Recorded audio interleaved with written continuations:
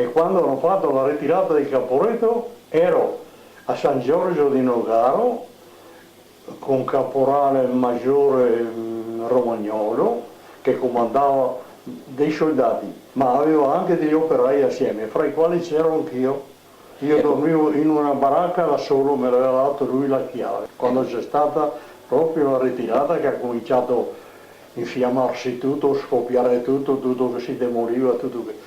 il caporale maggiore di altri bisogna scappare, casca tutto e difatti più lontano verso l'Isonzo scoppiava i depositi di munizioni perché ritirandosi bruciavano tutto, era una catastrofe, le strade erano piene di soldati, di feriti, i campi erano pieni di profughi, una catastrofe.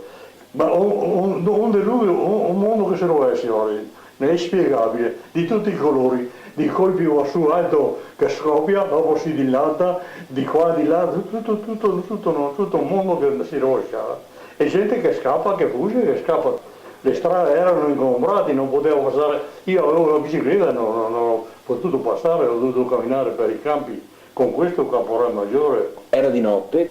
Era di giorno quando siamo scappati e abbiamo camminato tutto il giorno attraverso i campi, che siamo riparati sotto i gessi quando gli aeroplani passavano basso, tiravano qualche bomba e c'era anche tanta acqua così nei campi verso il tagliamento, ci siamo riparati sotto di gessi e poi siamo andati verso il ponte e siamo passati a forza di camminare siamo arrivati a Portogruaro.